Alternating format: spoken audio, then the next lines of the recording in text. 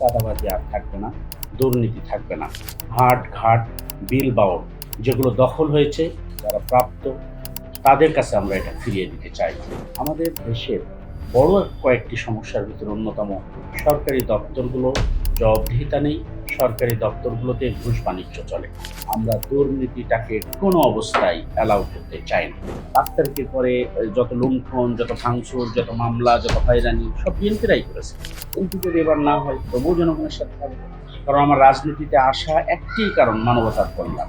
MP হলেও মানবতার কল্যাণে কাজ করবো, এমপি না হলেও মানবতার কল্যাণে কাজ করবো। এ নিয়ে কোনো টেন্স নাই, কোনো দুশ্চিন্তা কোনো কারণ আছে। বিসমিল্লাহির রহমানির রহিম। ধন্যবাদ আপনাকে, ধন্যবাদ সকল দর্শক শ্রোতাকে। স্পেশালি ধন্যবাদ আমার চুয়াডাঙ্গা ২ নম্বর আসনের সম্মানিত ভোটার ভাই এবং বোনেরা। বাংলাদেশ জামাত ইসলামী তথা ১০ দলীয় পক্ষ থেকে দাঁড়িপাল্লা প্রতীক নিয়ে আমি এই চুয়াডাঙ্গা ২ নম্বর আসনে নির্বাচনে প্রতিদ্বন্দ্বিতা করছি। আপনারা জেনে থাকবেন যে আমরা অনেক আগে থেকেই এই প্রস্তুতি করছি। বাংলাদেশ জামাত ইসলামী আন্দোলন, সংগ্রাম এবং জনগণের মাঝে তাদের সামাজিক কাজের মাধ্যমে, আস্থা প্রেরণের মাধ্যমে আমরা আমাদের কাজটাকে, সাংগঠনিক কাজটাকে অনেক গতিশীল করেছি। সুতরাং জনগণ তাদের প্রত্যাশিত প্রার্থীকে পেয়েছে বলে আমরা মনে করি। ইসলামী আন্দোলন যে আসন সমঝোতা থেকে তারা সরে দাঁড়ালো, ভিন্ন সিদ্ধান্ত নিয়েছে, এক্ষেত্রে আপনার মাঠ পর্যায়ে কি ধরনের প্রভাব পড়তে পারে কিনা? দেখুন, আমরা খুব চেয়েছিলাম যে ইসলামিক সকল দলগুলোর একটা বাক্স হোক। সেই চাওয়াটা ছিল আমাদের খুবই বড় চাওয়া। সব চাওয়া যে পূর্ণ হয় ব্যাপারটা তো তা নয়। স্বাদ থাকে একরকম, সাধ্য থাকে একরকম। এই জায়গায় থেকে আমরা চেয়েছিলাম শেষ পর্যন্ত যত রকম ছাড় দেওয়ার আমাদের কেন্দ্রীয় সংগঠন চেষ্টা করেছে, কিন্তু শেষমেশ হয়নি। তো আমাদের এই অঞ্চলে যারা চরমোনাই করেন, যারা ইসলামী আন্দোলন করেন, তাদের ভোট অলমোস্ট খুব বেশি হবে না। তারা আসলে ভালো হতো। আমরা সবাই বলতে পারতাম ইসলামী সকল মোর্চা আমরা এক জায়গায় গেছি। এখন যেহেতু তারা আসেননি, আমাদেরকে রাজনৈতিকভাবে এগিয়ে যেতে হবে। তবে বিজয়ের ব্যাপারে তাদের এই ভোট আমাদের খুব বেশি প্রভাব ফেলবে না ইনশাআল্লাহ। একটা সহজ সমীকরণ আপনি যদি দেখেন, আমরা তো খুবই ক্যালকুলেটিভ ওয়েতে কাজ করি। দীর্ঘ ১৭ বছর কোনো মানুষ কি বিএনপিতে জয়েন করেছে? কোনো মানুষ কি ছাত্রদলে জয়েন করেছে? না। ১৭ বছরে বিএনপির নতুন কোনো রিক্রুটমেন্ট কিন্তু নেই। আওয়ামী লীগের বহু মানুষ স্বার্থের জন্য আওয়ামী লীগ করেছে, কিন্তু তারা এখন নির্বাচনের বাইরে। বিএনপি এখন আওয়ামী লীগকে নির্ভর করে এগিয়ে যেতে চায়, বাট জামাত ইসলামী তার নিজস্ব জনশক্তি নিয়ে এগিয়ে যেতে চায়। জামাতের সক্ষমতা যে কোনো সময়ের চেয়ে এখন অনেক বেশি। তারপরেও আওয়ামী লীগের যেই মানুষগুলোর সাথে এখন মুখে মিষ্টি অন্তরে বিষ, যেই পলিসি নিয়ে এগোচ্ছে, আমি বিশ্বাস করি আওয়ামী লীগ একটা পড়খাও রাজনৈতিক দল। তারা এই মুখে বিষ, অন্তরে মানে অন্তরে মুখে মিষ্টি অন্তরে বিষ, এই বিষয়টুকু বুঝতে পেরেছে। ৫ তারিখের পরে যত লুণ্ঠন, যত ভাঙচুর, যত মামলা, যত হয়রানি সব বিএনপিরাই করেছে। সুতরাং আওয়ামী লীগের কোনো লোক যদি মিনিমাম দেশপ্রেম থাকে, মিনিমাম নিজের স্বার্থটা বোঝে, তাহলে ধানের শীষ কিংবা বিএনপিতে ভোট দেওয়ার কোনো কারণ আমি অন্তত খুঁজে পাই না। বিভিন্ন জায়গা থেকে অভিযোগ আসছে যে জামাত ইসলামের মহিলা কর্মীরা তারা কোরআন দিয়ে শপথ করিয়ে তারা ভোট চাচ্ছেন, এই বিষয়টা আসলে কতটুকু সত্যি পারে? হ্যাঁ, দেখেন, এই বিষয়গুলো শুধু মিথ্যাই না, এটা তো সম্পূর্ণ মিথ্যা। মানে মিথ্যার তো একটা শেষ থাকে, এটার কোনো মিথ্যার শেষ নেই। জামাত ইসলামীরা যতটা কোরআন পড়ে, নিশ্চয়ই মানে অন্য দলের লোক, বিএনপির লোক অত কোরআন পড়ে না। জামাত ইসলামের লোক যত নামাজ কালামি, বিএনপির লোক অত নামাজ কালামি। আমরা তো নামাজে এক অক্ষরও কাজে করি। সুতরাং কোরআন, হাদিস, ইসলাম সম্পর্কে আমাদের যে দরদ আছে, সেই দরদটা যে ইসলাম এত অনুসরণ করে না, তার থাকার কথা না।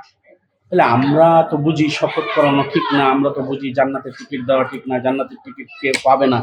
তাহলে এই জায়গাগুলো যে আমরা মানে কিছু করব না, এটা সকলেই জানা উচিত। এগুলো আমাদের ব্যাপারে একটা প্রোপাগান্ডা ছাড়া কিছু না। রাজনীতিতে বিভিন্ন মানুষ বিভিন্ন কথা বলেন। যেহেতু উনি বিএনপির চেয়ারপারসন, ওনার ব্যাপারে আমাদের সেক্রেটারি জেনারেল কথা বলেছেন, এগুলো আপনারা জানতে পারেন।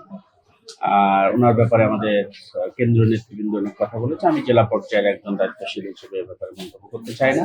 তবে এই কথাটা ভালো কি মন্দ, উনি ঠিক বলেছেন না বেঠিক বলেছেন, সাধারণ মানুষ খুব ভালো বোঝে। সাধারণ মানুষের অসাধারণ অ্যানালাইসিস যদি রাজনীতিবিদরা অনুভব করতে না পারে তাহলে করবে। আপনি যদি নির্বাচিত না হন, সেক্ষেত্রে জনগণের সাথে আপনার সম্পৃক্ততা কেমন থাকবে? দেখেন, রাজনীতির বয়স তো আমার কম হয়নি, একেবারে সেই হাফ প্যান্ট পরা অবস্থায় ছাত্র জীবন ক্লাস 6 থেকে রাজনীতি করে। এতদিন তো এমপি ছিলাম না, জনগণের সাথে ছিলাম। এমপি যদি এবার না হয় তবুও জনগণের সাথে থাকবো, কারণ আমার রাজনীতিতে আসা একটি কারণ, মানবতার কল্যাণ। এমপি হলেও মানবতার কল্যাণে কাজ করবো, এমপি না হলেও মানবতার কল্যাণে কাজ করবো। এ নিয়ে কোনো টেন্স নাই কি কোনো দুশ্চিন্তা কোনো কারণ আমার। আমরা এই অঞ্চলে এই সবচেয়ে বড় বড় সমস্যাগুলো আমরা অনেক আগে থেকে চিহ্নিত করেছি। যেমন চুয়াডাঙ্গা অঞ্চলের সবচেয়ে বড় সমস্যা শিক্ষা প্রতিষ্ঠান নেই। আমরা এই অঞ্চলে একটি পাবলিক বিশ্ববিদ্যালয় তথা এগ্রিকালচার ইউনিভার্সিটি করার জন্য একটা পরিকল্পনা গ্রহণ করেছি। আপনারা জানেন যে কেরু অ্যান্ড কোম্পানি বাংলাদেশ নয় তথা এশিয়া মহাদেশের সবচেয়ে বৃহৎ একটি চিনি কল। এই চিনি কলে আগে অনেকগুলো প্রোডাক্ট এখান থেকে তৈরি হতো এবং হাজার হাজার শ্রমিকরা এখানে কাজ করত। এখন মাত্র 1200 শ্রমিক এই চিনি কলে কাজ করে। আমরা এই চিনি কলটাকে দেখছি দীর্ঘদিন থেকে অবহেলিত এবং লসে যাচ্ছে বারবার। আমরা এই চিনি কলকে বিএমআরই মাধ্যমে এটাকে আধুনিকায়ন করে এই হাজার হাজার একর জমিকে কাজে লাগিয়ে কেরু কোম্পানিকে আমরা লাভজনক প্রতিষ্ঠানে নিয়ে যেতে চাই। এবং এই কেরু কোম্পানির জমি জায়গা যারা দিয়েছিলেন, জমি জায়গা যাদের কাছে একীভূত করে নিয়েছিলেন, একাকার করে নিয়েছিলেন, আহ, তারা যেন এই কেরু কোম্পানির ভিতরে কাজ করতে পারেন তার একটা ব্যবস্থা আমরা করতে চাই।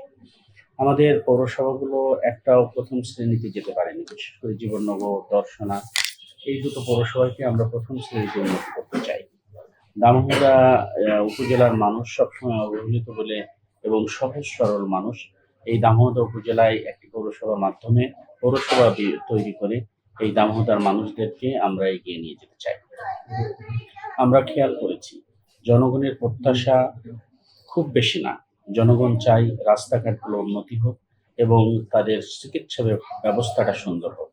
রাস্তাঘাট উন্নয়নের ব্যাপারে যদি আমরা দুর্নীতিকে লাল কার্ড দেখাতে পারি কিংবা দুর্নীতিকে যদি আমরা জিরো টলারেন্স দেখাই, তাহলে উন্নতি খুব দ্রুত এগিয়ে যাবে বলে আমরা বিশ্বাস করি। আমাদের এই রাস্তাগুলো 4 লেনের হাইওয়ে যদিগুলো আমরা করতে পারি, তাহলে আমাদের জনগণের প্রত্যাশা পূরণ হবে বলে আমরা বিশ্বাস করি। সাথে সাথে আমাদের এই অঞ্চলে জীবননগর একটা স্বাস্থ্য কমপ্লেক্স আছে এবং দামোদরে একটা স্বাস্থ্য কমপ্লেক্স আছে, কিন্তু এখানে প্যারাসিটামল, গ্যাসের ওষুধ এবং মিনিমাম চিকিৎসা ছাড়া আর কিছুই হয় না। আমরা এই হসপিটালগুলো আধুনিকায়ন করতে চাই এবং এখানে একেবারে খুব দ্রুততম সময়ের মধ্যে অপারেশন থিয়েটার চালু করে আমাদের দরিদ্র রোগীদের এবং আমাদের অঞ্চলের রোগীদেরকে সেবা করার একটা উদ্যোগ আমরা গ্রহণ করতে চাই। শুধু তাই নয়, বাংলাদেশ জামাত ইসলামী একটি চমৎকার ইস্তেহার ঘোষণা করেছে। সেই ইস্তেহার অনুযায়ী প্রত্যেকটা জেলায় একটি বিশেষায়িত হসপিটাল হবে। সেই হিসেবে চুয়াডাঙ্গাতেও একটি বিশেষায়িত হসপিটাল হবে এবং তার মাধ্যমে চুয়াডাঙ্গার রোগী আর রাজশাহী কিংবা ঢাকাতে যাওয়ার প্রয়োজন হবে না। আমরা বিশ্বাস করি আমাদের এই অঞ্চলের মানুষ দরিদ্র সীমার নিচে বাস করে, তারা এই কাজে অনেক বেশি উপকার পাবে।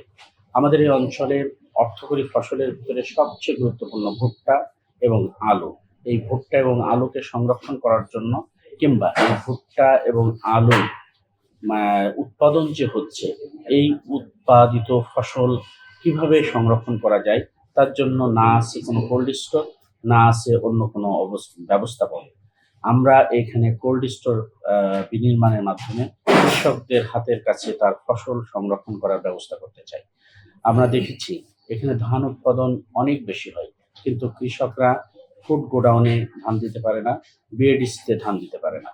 আমরা এখানে রাজনৈতিক যে স্বার্থ সিদ্ধি, রাজনৈতিক যে বেকার নেতারা এই জায়গাগুলো হস্তক্ষেপ করে, এগুলোকে আমরা সমাধান করে কৃষকদের ন্যায্য মূল্যে তারা যেন সরকারের কাছে বিক্রি করতে পারে তার একটা ব্যবস্থা করতে চাই।